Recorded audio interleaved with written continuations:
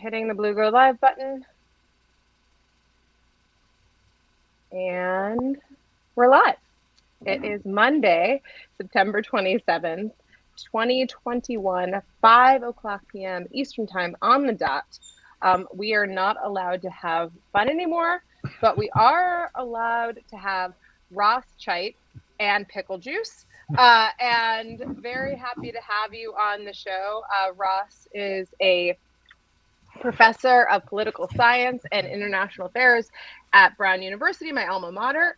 And we have been chatting on Twitter for a while, and I finally wrangled him into coming on. He is coming off a 100-mile bike ride, so everyone has to be, actually it was like more than that. It was a little bonus. You did like a little over 100. Very impressive. How long did it take you? I want to know that too. 6 hours, 45 minutes. Oh, so you were cooking. But I was solo. There was nobody to draft off of. It would have been, I should have been able to do it in 5.5. That's a good pace, though. I put a lot of time into the bike. What kind of bike do you have? A Trek Dumani. Oh, nice. Nice. Yeah, I have a very unused cyclocross bike that I bought, really nice bike a couple of years ago when I was into cyclocross, and then like moved to New York and never haven't used it very much. Anyways, I am really excited to talk to you because we kind of were discussing before, like a whole bunch of stuff that is of interest. Ben, where do you want to start?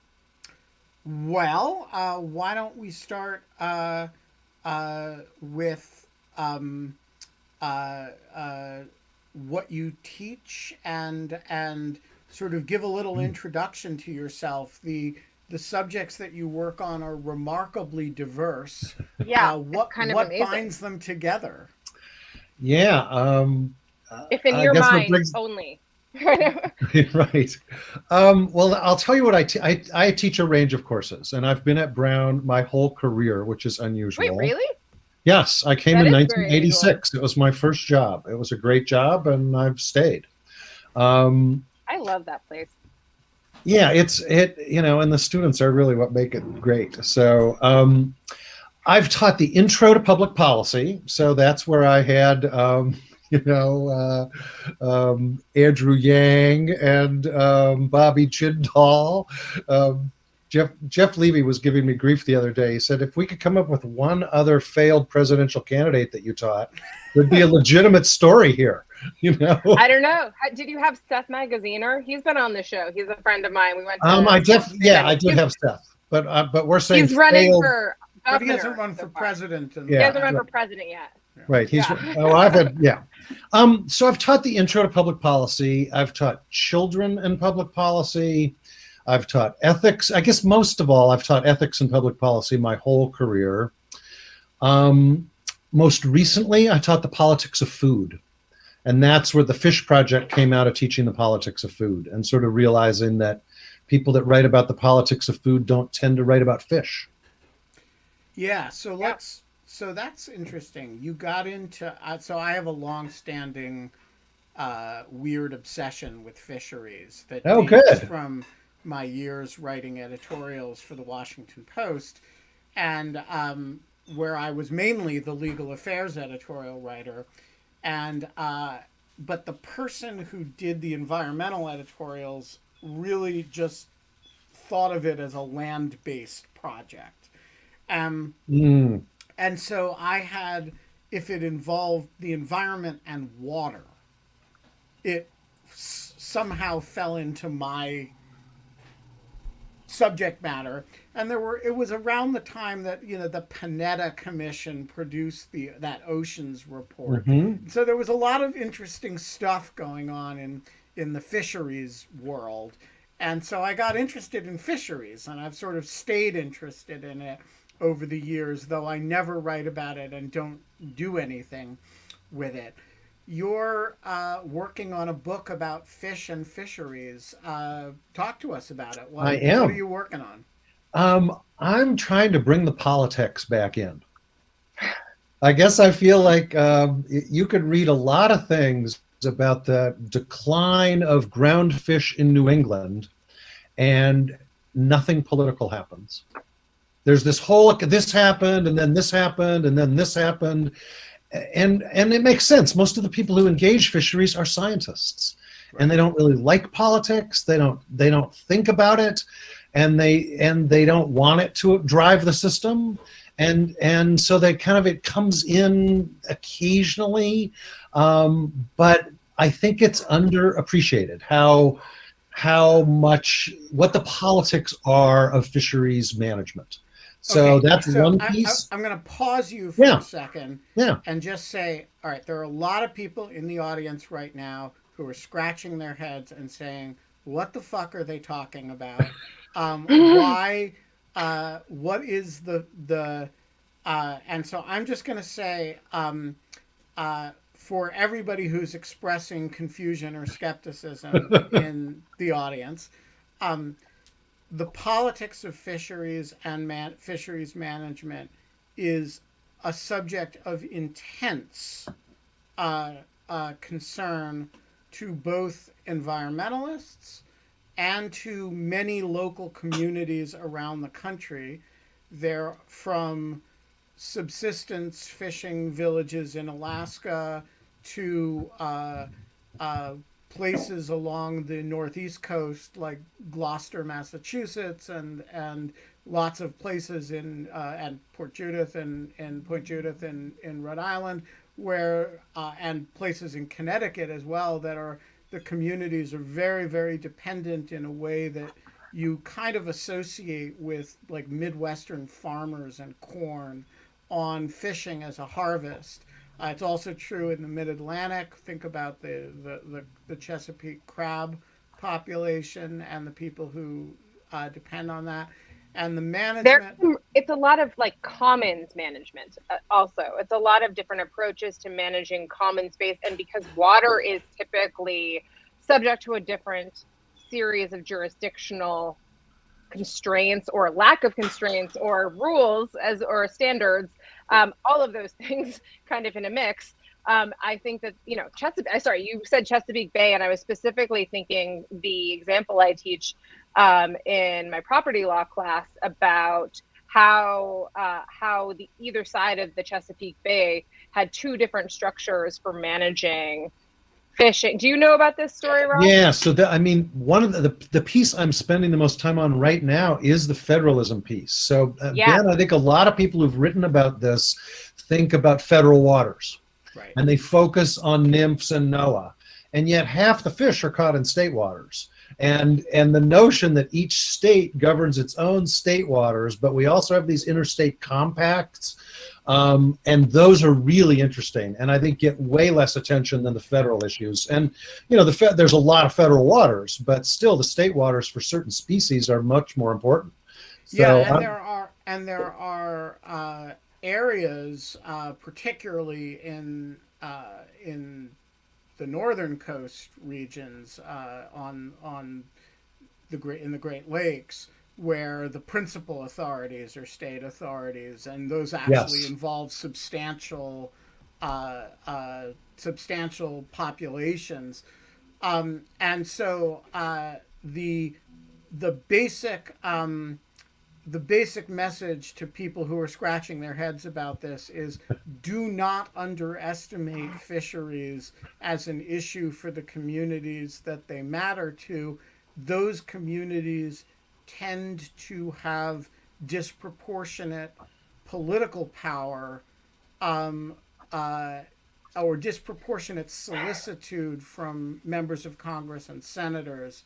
And so there's a very complicated political dynamic that at the federal level, and I'm sure at lots of different state levels, involving this stuff. So, although there is, at the federal level, you know, we've had the farm block was very powerful for a long time. And one of my puzzles is sort of why we've never had as powerful of a fish block. And we haven't.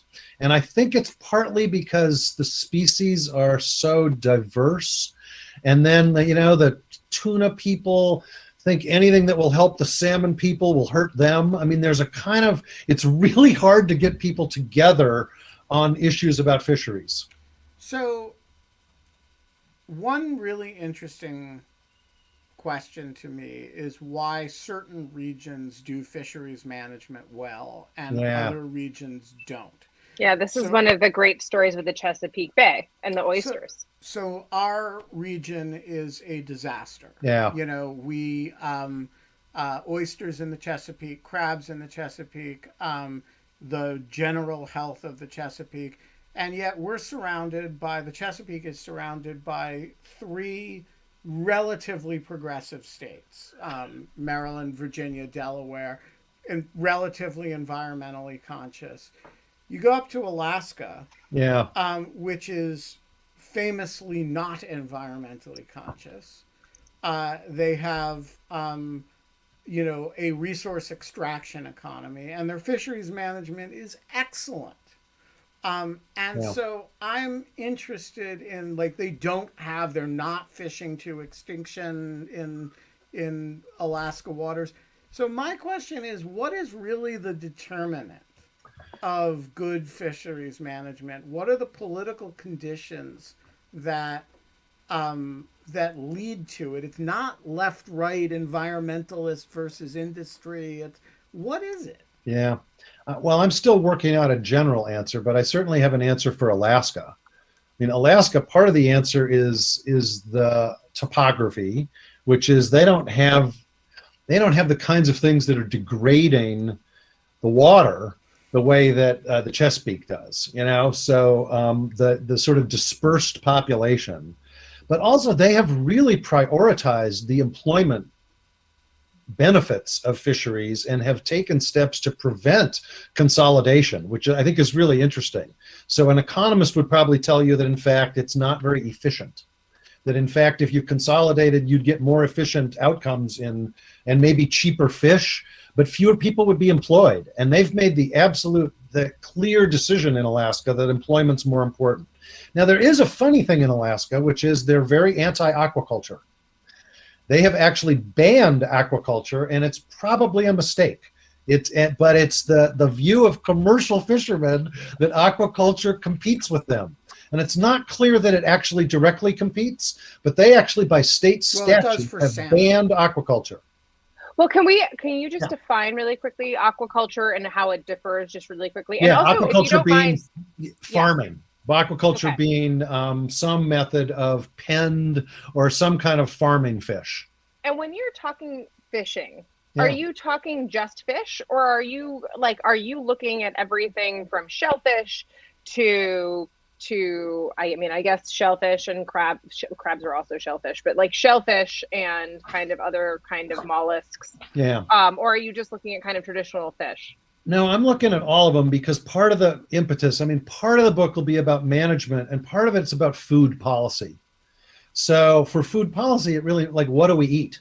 And of course, it turns out most of the seafood we eat is imported. So most of what we eat is not produced here.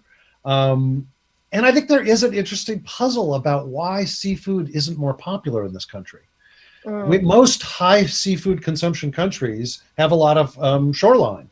We have a lot of shoreline, and we are not a high seafood consumption country. And in some way, why isn't fish and chips more popular? We have a lot of things that really came over from England, and fish and chips is intensely popular in Britain, and it never took off in this country the way you might think it would. So so is warm beer. Consumption. Sorry? But I said warm beer is very popular in England too. And I don't really think, I don't know if they're like some type of standard we want to hold ourselves to. So I have an aquaculture question. Yeah. So when people talk about fish farming, environmentalists get very agitated, and they actually have a bit of a coalition with the wild fish catch people, because aquaculture involves a lot of fish waste, a lot of food waste, all clouding in one penned area. It's not so great for the places in which it happens. By contrast, mollusk farming, oysters, shell, clams, etc., mussels, mussels really, really good for whatever beds it happens in, because these are straining. They're filters. They're filtering mollusks, and they're really, really good for ecosystems. Why isn't there a more active public policy pushing aquaculture toward mollusks and away from shrimp and salmon? And I feel like Michael I'd say two reasons. Actually said a lot about that. Two reasons. One reason, the people that want to farm salmon, there's much more money in that. Salmon's more valuable. People like salmon more too. Mollusks are not as popular, but the really important point, and this goes to my book, the really important point is there's opposition. So there's often this question, like, why aren't we doing more aquaculture? And the answer in this country is because people who live on the coast don't want it. There's NIMBY opposition to it. And there was just a long article in the Providence Journal where somebody's trying to add an oyster farm in Tiverton, and the neighbors are all up in arms, and they're all saying, we don't hate oystering, we just don't want it here. Why? And what's there's a sense that it doesn't look right. There's a sense that it might not smell good. I think it's an overreaction, but there's always the same way that Cape Wind had enormous opposition from the people in Nantucket, who thought their view would be ruined. There's a lot of opposition to aquaculture. So I think politically, it's hard to do it in this country because it borders along people who have very expensive coastal property. Yeah, I think that. So one of the interesting thing, and we've talked. I spent the first year of the pandemic in Wellfleet, in Cape Cod. Yeah. I had a very active fishing and mostly shellfishing population. And the land management around commercial beds is incredibly intense and incredibly valuable. There's like a 22-year waiting list to get a commercial license and a commercial bed. It's so carefully guarded and managed. And yet, during the pandemic, one of the things that happened was that there was no restaurant industry, that people were buying takeout and buying and doing. So what they weren't doing is going out and ordering a big plate of oysters or something. No one, and it was devastating to that economy. So when I was mentioning oysters before and Chesapeake Bay, I'm reminded that there was the oyster wars between Maryland and Virginia. Yeah. And I just put a link to that before in the chat from Wikipedia, but which is a fun read. Just to say not to be confused with the cod wars between the UK and Iceland. Yes, exactly. Yes, very good. So just to speak of politicizing fish, but the reason that I teach the kind of the management of the Chesapeake Bay and oysters is because Virginia and Maryland ended up creating completely different management systems to manage the commons after there was a huge problem with pollution, and one was much more successful than the other. And I'm trying to look through my teaching notes and remind myself which one it was, but I don't know if you can remember. But I remember it basically being that the one in which it was not kind of top-down regulated, but was instead kind of regulated by industry worked better. But I forget which one did that. You probably remember more than I do. That could be Maryland. So I think it was Maryland. Back to Wellfleet, Massachusetts has this wonderful, not just federalism, there's local regulation. There are shellfish constables. Yes. I know. I've had a shellfishing license since I had to have one when I was 12 years old. Yeah. And they come around at low tide when you're out there with your bucket, and they check your license and they take your name and they check your take a gauge, and they check your check the size of the things that you're taking. I mostly get quahogs, so I'm not really doing oysters, but it's a whole thing. And they didn't have people, they're running out of people to do that job, and there's a whole kind of so it's a very interesting I mean, on the Eastern Shore, there is a huge culture among just local kids, what they call chicken necking. And chicken necking, it goes on a lot of the summer. And what you do is you take a fishing rod with a chicken neck on it, and you just dangle it in the water. I mean, then like kids do this for, you know, family food, and they do it, and the crabs come and try to get the chicken neck, and then you just reach in and grab them, and it's a whole local thing, both in Eastern Shore, Maryland, and Virginia. Um, uh, you know, there's still a local community in both states that does kind of, it's not subsistence because they do Yeah. they have lots of other food too, but it's a seasonal, kind of combined recreational and food source activity that people grow up doing. Well, the political piece that wasn't included in your earlier description is the importance of rec fishermen and the increasing power of recreational, and that's often the conflict. Let me stop this. Sorry, between between commercial and recreational, and the recreational interests tend to get much more concentrated at the state level. They're really effective at getting onto those commissions, and so there are really interesting conflicts over things like red snapper between how the states in the Gulf want to manage it and how the feds want to. And the feds are more attuned. Walk us through that. What's the the feds are more, as somebody who really wants to go and buy a lot of red snapper and eat it. Yeah. I am just totally on the side of the commercial people on this. How are the rec people getting in my way? They're getting the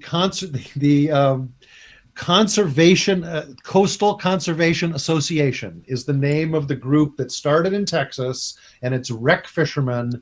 And one of the things they'll do, I mean, in many of the Gulf states, they've gotten some fish designated game fish. So if you can get it designated a game fish, the commercial people can't catch it.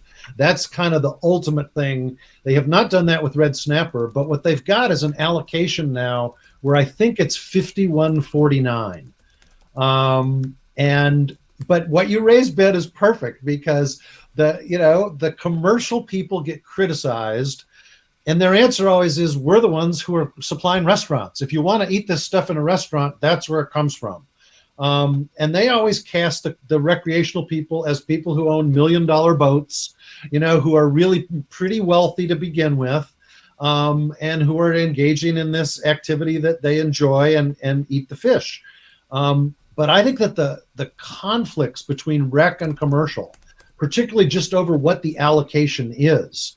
And this is, again, also, if you get to the fisheries management people, they go, well, that's a political question. We have nothing to say about that. But also, if you're like, also, who do you think from the taking point of view are the good guys, right? So the rec people say, hey, we want a pristine ecosystem so we can go out there and catch a huge one, right? And the commercial people say, I think with some justice, we're the repeat players. If this fishing stock is depleted, we're out of business. So we're the ones with the interest actually in the maximum take that's consistent with long-term sustainable fisheries management. And I think there's a really interesting question as to who actually better represents the public interest. I agree, but I do think commercial fishermen have over time shifted from one species to another, or they fish something out and they adjust. Yeah. So that that kind of cuts against the idea that they're trying to always protect and conserve what they're fishing, because they've certainly fished out a lot of things. Absolutely right. I mean, and they have a tendency also to think that they know what's sustainable and be wrong.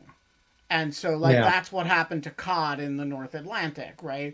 You had relatively stable catches over time in both the United States and Canada, and then it just dropped off a cliff to near extinct. It's starting to come back now, but only just starting. Yeah, no, and we'll call that, nymphs will call that a success as long as it's improving at all. Whereas historically, you've gone so far down that it's a little hard for me to call some of those species successes, which they'll call sustainable as long as it's come up a little bit over time. But now, Kate, you know what this all proves? It proves that the Fish Project is the opposite of the Child Abuse Project. Yeah, we were about to pivot to that. It is, because here's what I say is that people love to talk about the Fish Project. It lights people up. Everyone has something to say. Yeah, you're great at dinner parties. And the Child Abuse Project's the exact opposite. Well, it's all exploitation. One is exploitation of a natural resource, and the other is child sexual exploitation. I don't know if you want to make it just kind of reduce it to that. Before we leave fishing, I will tell the story of how fish got me into politics at a very young age. When I was in third grade, I went to Park Road Elementary School. That had it was in Powder Mill Park, which was like the small state park, and there was a fish hatchery for rainbow trout because there was a beautiful and one of the things that I would do with my family was go and get some food, and you would feed the baby rainbow trout, and you kind of see them, and they release them into the stream for rec fishing, basically. And there was an article in the paper when I was in third or fourth grade, I can't remember. And I read it, and it was they're going to go out of business. They're going to close the fish hatchery. And so I took a tin can and I went door to door in my little 60 house neighborhood, collecting nickels and quarters for and raised $75.46, which I was sure was going to save the fish hatchery. Wow. But actually then my fourth grade teacher I think told the principal, and we did a huge field trip, and it all got covered by the paper, and they ended up not closing the fish hatchery because of my $75.36 amount of attention that I don't know actually what happened. I have no idea, and I've never looked it up because one of the interesting things about fish hatcheries is they have a dedicated funding stream. It's politically brilliant. No pun intended. Haha. Sorry. But the fees you spend on fishing licenses and gear generate money that's dedicated to those causes. So we probably have too many hatcheries, but they are paid for by the people who benefit by them. And so it's politically, they don't even appear on the budget. It's very clever. That is really interesting. I did not know that at all. So maybe that's what happened. More people bought waiters or something. That's why. Well, the hatchery movement is fascinating because it's entirely serving the recreational interests. And for a while, in the 60s, there was really this notion that some species were desirable and some were not. And the BLM was actually going in and killing fish in rivers to get rid of undesirable species, so then they could put in the desirable species. There's some famous examples in the 60s of that that are just shocking, where they actually pour poison into the river to kill fish. Really? Yes, to get rid of the undesirable species so that they can then plant the ones that people want to catch. That's completely bonkers. I've done something much more eco-friendly, which is that I've tagged fish. And wow. If you've ever done that, which is really cool. I did that also when I was a kid. But where we went with they run in an electrical pulse through the water, and it stuns all of the fish, and they float to the top, and then you tag them. What? Yeah, no, they do. They just kind of go belly up, and they're totally fine. They're just shocked, and they float to the top, and you tag them, and it's just the coolest thing. That's what we do to the audience. We zap them, and then they float up onto the screen. I had completely forgotten that until just now. But anyways, so totally different topic from the stuff that you previously covered. But I'm also kind of interested in how you started working on child abuse and Yeah. kind of so I was reading your page and I was kind of struck by like the exact wording of how you summarize it on your page, which is the social and legal ramifications. And of course you wrote your book about like the witch hunts. Yeah. And I don't know, I've done a lot of kind of work about the social norm violation enforcement through shaming and ostracization and things like that. And of course, the paradigmatic example is like Hester Prynne, or like kind of the witch hunts or things like that from like Salem.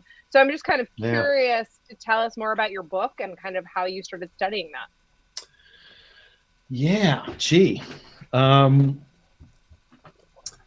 My book began in the 90s, I would say. My book, and it's not a secret. This came out of a personal trauma. And this really came out of something that sort of came back to me as an adult. And then I sued the San Francisco Boys Chorus in 1992, which I was way ahead of my time. And I had been abused at their summer camp. And I did a whole investigation and showed there were other people and the camp knew. And so they ultimately apologized to me. And I wanted to, and part of when the Boys Chorus answered the legal papers, they attached this New Yorker article that seemed to have nothing to do with my case or anything, that was about, a crazy case in the state of Washington called Paul Ingram.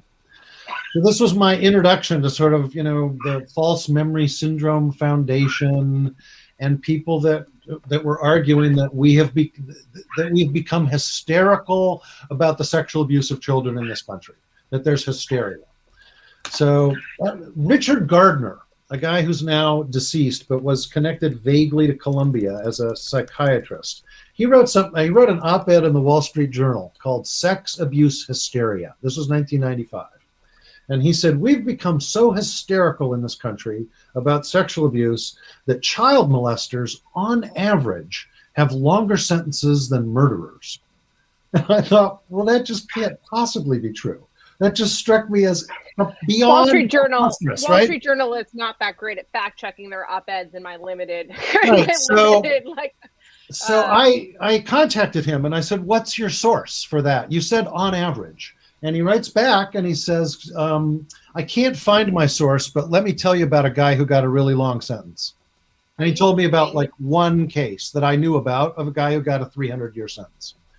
So I then did the most comprehensive study comparing murder and child molestation. I took all of the cases in Rhode Island over, I think, 11-year period and compared them. And he was off by at least a factor of 200. Maybe more, depending on how you calculate things like life without parole. That's the best thing that I've ever heard come out of a Wall Street Journal op-ed. It was, honestly. He was he made an empirical claim, and I could engage that claim. So then I'm saying to myself, how is it that someone could think that that's true? And how could the Wall Street Journal think that that's true? And not just, So I got into this world of people who say that we're hysterical and have engaged in witch hunts.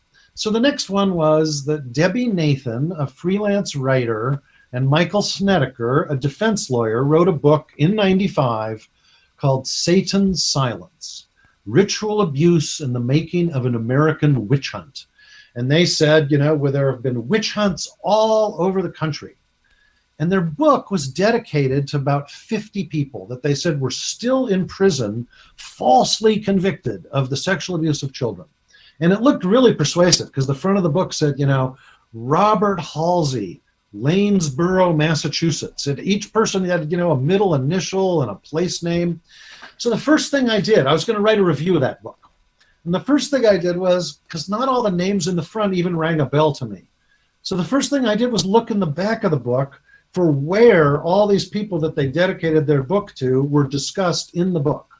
And I realized that about half of them were never discussed in the book. And I thought, well, that's very odd. If you think that there's 52 people falsely convicted in prison and you've got their names, why aren't they at least mentioned in your book about this phenomenon? So the first thing I did was start doing trial court research into those cases. And the first one was Robert Halsey. It was closest to me. It was in Lanesboro, Massachusetts. And I sent an undergraduate up there to read the transcript. And I can still remember when she called and said, I can't imagine why anyone thinks this guy's innocent. And I said, well, take good notes. So then I wrote an article called The Legend of Robert Halsey that traced sort of how he ended up on several witch hunt websites, and how the actual transcript in the case in no way bore out any notion that this man was falsely accused or falsely convicted. And then I just started working my way down the list. I mean, I guess at some point I realized I was writing a book. And at some point I knew I had to do this damn McMartin preschool case. The longest case, criminal trial in American history. It's a disastrous case, but it also has never been accurately portrayed by anyone, I think. It first was portrayed as the largest sexual abuse case in history. It clearly wasn't that. But then it was portrayed as it was all a witch hunt, and it wasn't that either. And I spent, I don't know, years going through the trial transcript. And so the first chapter in the book is just McMartin, and it documents with great detail the evidence against Ray Buckey. And so what are your broad conclusions? I mean, one of the other components, there's the child, the McMartin's case is really about, as I recall, the concern about it was leading children to make accusations. But there are also these cases that people have gotten concerned about recovered memories of sexual abuse. Is the basic contention that you're advancing that there's really not a problem with sort of most people who are credibly accused of child sexual abuse really are guilty of it, or is there some problem that people have overstated with maybe not witch hunting, but with with false accusations in this space? I think those cases from that time period are really complicated. What time period is that? Just really quickly. They're between 85 and 92. Okay. And that's sort of the McMartin case starts at 83 and ends in 92. And then there's all these other. I'm not familiar with the McMartin case, so Sorry? if you don't mind, I'm not familiar with the McMartin case. So if you don't mind, really quickly, summing it up. But if that's too much, then I'll tell you. No, and I have a Google alert for it. You wouldn't believe how often it gets mentioned. It comes up all the time. I've missed this. I don't. Well, it is the longest criminal trial in American history. So it begins in 1983 when a woman takes her kid to the doctor and says that he has blood in his anus. And this kid then goes to 3 different specialists, and one of them really says he's been anally penetrated within the last 2 weeks. And that causes the beginning of an investigation. And the investigation is botched. I mean, they immediately send a letter to all the parents who've gone to this place and say things that you shouldn't say in a letter like that. But Ben, the interesting thing about the leading children, the most people say that all the crazy things the kids said in McMartin came from the interviewers. Well, I think the only person who's ever gotten access to some of those interviews. I have 8 of them in videotape. And it's just not true. It's like the children are saying strange things, and it's not coming from leading questions. They came into those interviews with those things in their head. So I'm not saying those things are correct, but I'm saying it did not. Key McFarlane is not the source of all the problems in that case. But it sounds like. But so, Kate, Kate, it starts with allegations against one person at a daycare center. Then the incredible thing is months go by, no one is charged, and then there's all of this over-the-top, sensationalist media coverage by Wayne Satz on WABC in Los Angeles, or KABC. And it's to look at this coverage in retrospect before anyone's been charged. No lawyer would ever let a news station essentially accuse people of being child molesters who haven't been charged. And there was this really over-the-top notion that kids were being abused at the McMartin preschool and no one had been charged. And night after night, and the pressure on that DA. So eventually, they charged Ray Buckey and 5 other teachers, all women. And I don't think any of those people should have been charged. And my book goes into like how it happened. And they don't ultimately go to trial. Those people get dropped after the preliminary hearing. The trial goes ahead against Ray Buckey and his mother.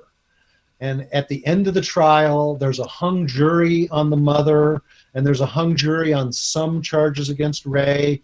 He gets retried, and they're still hung on all 3 charges.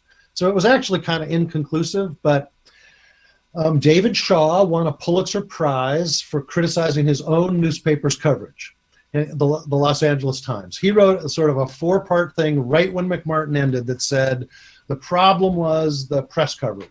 And the press didn't light a match within a half a mile of the prosecutor's feet, and they're right. The media coverage was very pro-prosecution. But then the media coverage became entirely pro-defense. And so what my book says after 90 pages about this case is there was really credible evidence against one person, and there were 5 people that should never have been charged. So if you need to have only one story, the one story is this was a case that involved a lot of false allegations. But why does the story have to not include the evidence against Ray Buckey? And that's what I say is like it didn't come out of nowhere, and there's been a real minimization and denial of the evidence against Ray Buckey. And I think that's for political reasons. It's an agenda of people who want us, who are then making an argument about how suggestible children are. Yeah, that's fascinating. So interesting. I know. Now I'm going to read your book. I didn't even know about this. To the opposite, what do you make of, so here's a kind of a hard question, as an empiricist, as someone who like one of the things, I clerked in the Eastern District of New York, in which the recently passed away, I think this fall, Jack Weinstein, who was a very old judge in the district court who really challenged what he saw as draconian, based on junk science sentencing guidelines for sex offenders. And one of the pieces of junk science that is frequently discussed in this kind of debate is that basically there isn't a lot, that there was one study, I think in 1983, that cites to a bunch of kind of crappy social science research from the 70s. I forget the exact chain of events, but I looked it up at one point, and but basically it's not actually a particularly good sample size, and it's only one study, and a court cited to it once, and then it has been the here we have facts to show that there is a high likelihood of recidivism among people who have sexually offended, and because of the high rate of recidivism, there should be low to put people out on parole, and there should be very long sentences. I have some sympathy for that if it's based on junk science. On the other hand, of course, if it's not, that seems like a very large risk to take. I'm just kind of curious, what your thoughts on something like that are. Yeah. Well, I think we do. I mean, first, you were in federal court, right? Yes, it was federal. I should also say that it changes things a lot. Right, and most of the sex offenders are in state court. In my sentencing study, 2/3 of the people guilty on second-degree child molestation did no time at all. None. Zero. Completely. Yeah, Completely. So in some way, when I looked at the system at the state level as a whole, I thought this is a pretty lenient system. That said, it doesn't mean that there aren't people that we throw the book at. That was my conclusion about the sextortion cases I studied too, by the way, which was that the federal system, because of the child porn laws, people would go away for a long time. Yes. But the state system, by the way, particularly in Rhode Island, was unbelievably lenient. And wow, I had no idea there was such a delta between state and, I mean, I knew there was one, but I didn't know. But Kate, yes, I'm going to caution you on one thing, which is the recidivism rate is not the same thing as the getting caught rate. A wonderful point. Right?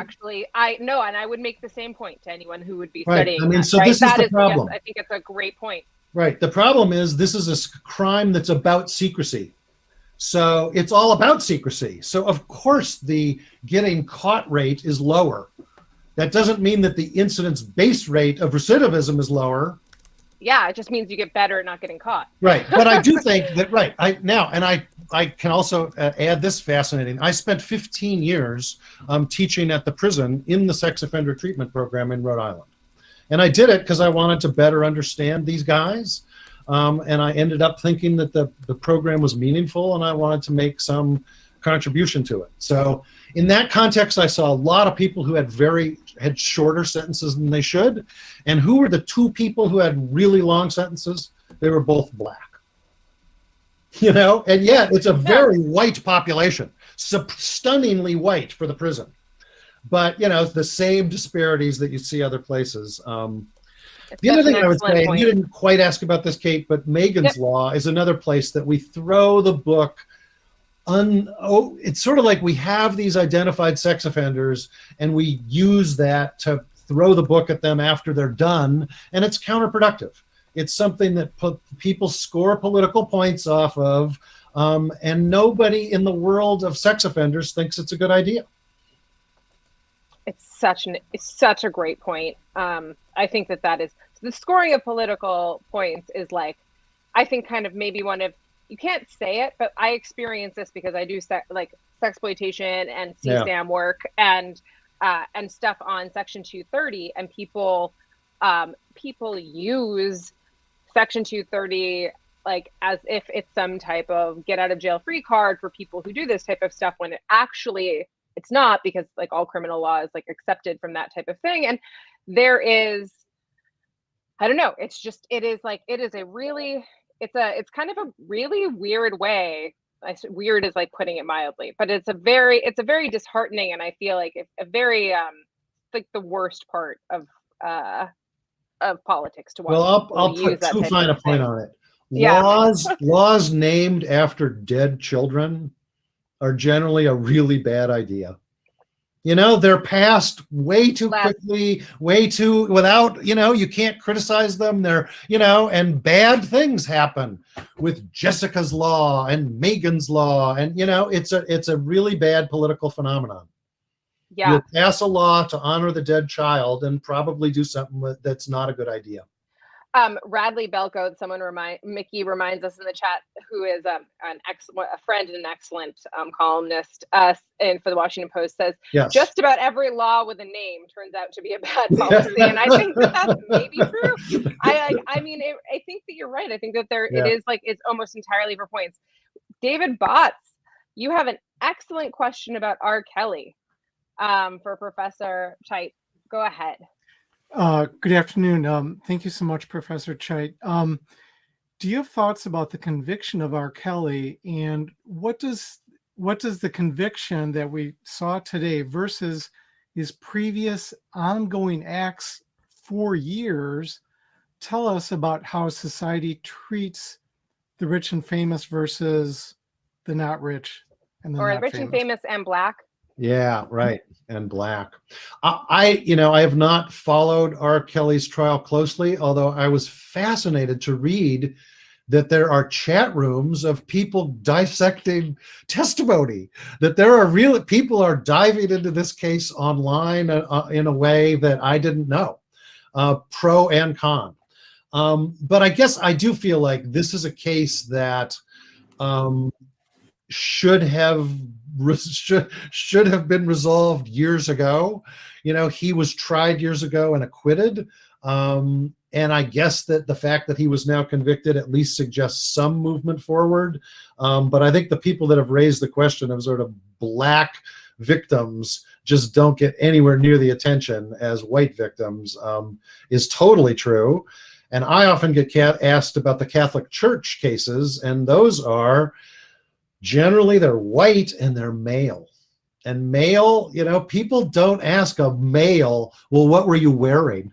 People don't ask a male, did you do something to make the priest do that? There's a way in which I like to say that's the 25-year-old firefighter from South Boston. People believe him when he says the priest did that. But if he was black, or if he was saying it when he was a kid, maybe not.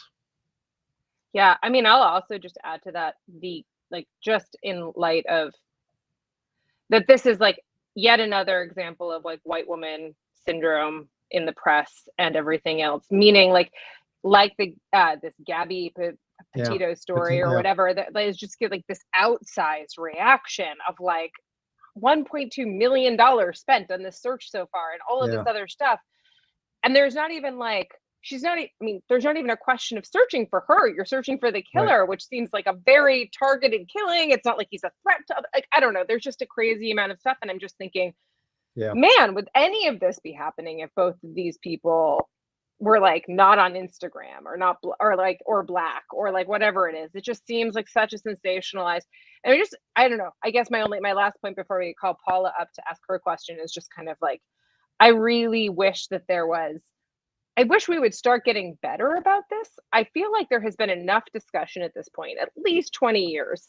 And social media is like coming out now that there should be some collective amount of like newspapers deciding not to cover it. And I've noticed the New York Times has not covered it. But hang on, this is really a really hard issue, because this is an example of the mass public sucking, right? And you can attribute it to media, and there's a certain amount of legitimacy to that, though it doesn't tend to be elite papers like the New York Times. It tends to be television media, right? Completely. You go ape over the missing white girl. And in fact, for those of you who've never listened to The Onion's fabulous send-up of the serial series, called A Very Fatal Murder. The opening of it actually says this story had everything, and then it lists the elements that it had, and the last of them is and a really hot dead white chick. And people have been parodying this for a long time, but here's the problem. When the press or it's really the television media does this shit, it is in fact generating a huge response among ordinary people. And people love this stuff, and everybody wants the media to behave more responsibly, but that is not what an economist would call their revealed preferences. And I think we actually have to have a conversation with ourselves about, bad television will give us exactly what we want. And sometimes that's The Bachelorette, and it's kind of harmless. And sometimes it's this stuff, and it's pretty harmful. But I think we have to think about the consumer side of it as well as just criticizing the media. But my point has only been that that exact argument with that we expect the media to be paternalistic on our behalf is the exact same thing that we're screaming at social media to do, even though they have the exact same economic incentive structures, of giving people what they want so they watch and bringing them in more. But we're not mad at the media for it. We're just mad at social media for it. And I just think that's kind of the thing. I agree. Social media gets a little bit too much criticism because, in fact, what it's reflecting is us. And at some point, we have to confront the fact that we suck, and there are various, there's a cultural problem that we have that has many technological expressions. But we shouldn't overblame the expressions by way of absolving ourselves of the basic responsibility. I have put a link to A Very Fatal Murder in the chat. You should all listen to it because it's The Onion at its very, very best. Ben, I think there's a similar point about the food system, which is that the food system also gives us mostly what we want. And then we criticize it because it's giving us things that we want, you know? Right. I just read that franchise book about McDonald's, and I think she's a little too hard on McDonald's because I think McDonald's actually does provide things people want. Yeah, this is like kind of like, so the only thing that you could possibly do to this is like really get rid of capitalism, because it's kind of Yes. that's the only solution to that. That, whatever, that's a whole different podcast. Yes. Paula, speaking of food systems, bring us home with a great question about fish. Oh, good. Yes, I mean, to your point, I wonder if you think that food policy is too sensitive or personal of an issue for American politics, because I think that point is right. And as someone who's like really interested in nutrition just from being an athlete, but a poli-sci major, and someone who's in law school, I find that like it's a real sentiment that prevents any policy from getting done. And if I could say one thing, like if the right had any criticism of COVID policy, it's kind of that there was like no initiative taken by, agencies to say, here's how you can get healthy before you get a vaccine. But then again, I think if an agency went on TV and told people to like work out and eat healthy or like create some food policy, people would be like lined up with pickets in the streets. So I just think there is some weird American thing about food policy, and I'm not sure what it is. Well, there is. As you were talking, I was thinking in my ethics class, I used to do this case about Laetril. Do you know what Laetril is? It's made from apricot pits and shark cartilage, and it's not approved by the FDA. And there are people who want to use it because it's not approved by the FDA. Like ivermectin? That's why that's kind of seals it for them. If the FDA says I can't use it, then I want it. But the other thing I'm thinking when you ask your question is, I'm thinking a lot for my book about these dietary guidelines that the U.S. puts out every 5 years. Because every 5 years they say you should eat a lot more fish. And every 5 years we don't do it. And it's really the government's constantly telling people that they should eat more fish, and they don't actually say eat less red meat because you're not allowed to say it that explicitly, but they say things that add up to that, and yet diet doesn't change at all. So it may be that government can't and probably shouldn't try to change what people eat. Well, I think that reminds me very much of the Elena Kagan's confirmation question. Did you remember this? Of like, can we create a law to make people eat broccoli or something? And she was like, we can make a law, like we shouldn't make a law. I think that this is like kind of, and I feel as a law professor, I spend half of my life, especially in 1Ls, doing the, is this illegal? Well, can I, or even better, I should say, can I sue someone for this? Like, you could always sue someone for something. Yeah, the answer to that question is always yes. Always yes. Right. Always yes. Being successful is a completely different. Will you win? Like, or should you? Like, no. Like, those are things that are like different types of metrics. But, yeah. Well, I have to ask: do you try to eat more fish, or do you eat a lot of fish in your diet? I eat a lot of fish. We really do. We get fish delivered. We have fish at the farmer's market.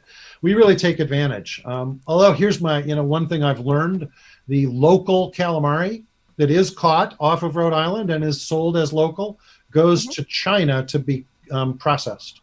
Well, what's really funny that Alaska does, Alaska does that too, to Russia. Did you know that? Yeah, a lot of Alaska's fish processing happens in either Washington State, it goes all the way to Washington, or it goes overseas. Or squid is so low value. I know, it's so low value that the idea that it's worth it to send it all the way to China just to grade it is just amazing to me. Yeah. It tells you how cheap shipping is right now. Yeah, right. It also tells you. Sorry, go ahead, Ben. What were you gonna say? No, I was going to say that it's no crazier than the importing buttons manufactured in China Right? I mean, think about the lowest value items you consume. Yeah. Are likely to be made the farthest away from you in the world. Yeah. And why should that be different with a squid? Okay. Well, I mean, like if they were catching them in China and then processing, but the back and the forth, like, and then sending it back to Rhode Island, that seems like a little, it's like the world's like most expensive food processor. Like, but yeah, I think that's a. Also, I will say, I highly endorse a good Rhode Island calamari because like it has garlic and it has banana peppers on it, and it is it's the state appetizer. It is so damn good, and it's officially the state appetizer. Really? Yes. I love it. So every time I come through Rhode Island, I get it. It's so good. What is the state post dinner cordial? Gee, I'm not sure I know. Yeah, I know. I wonder. You've stumped me. I know. You could make one. It's probably something to do with coffee milk. I don't know.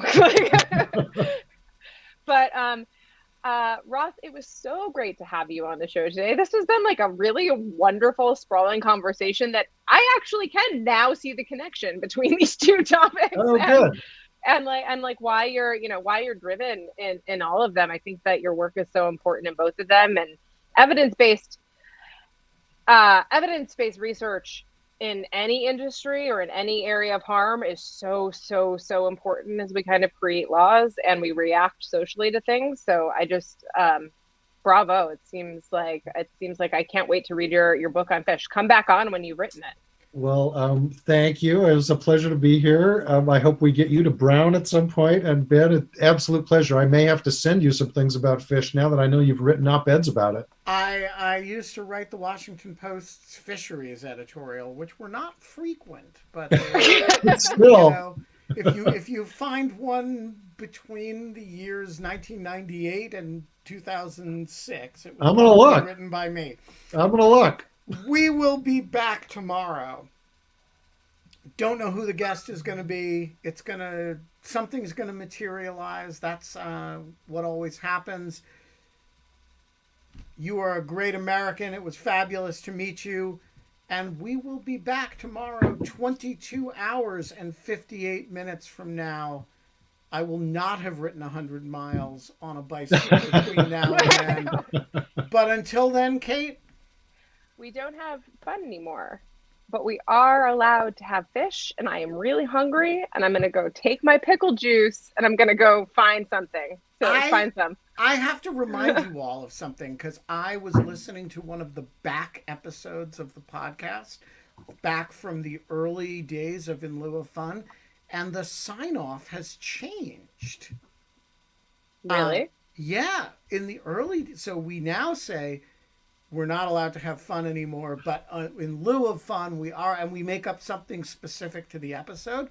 But it used to be, every day, we're not allowed to have fun anymore, but in lieu of fun, you can come hang out with us. Oh, yeah, I do remember that. I forgot that we used to say that.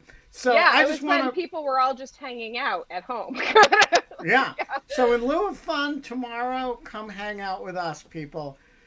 Ross, it was great to meet you. Thank you. Bye, Ross. Thank you so much. Thank you. My pleasure.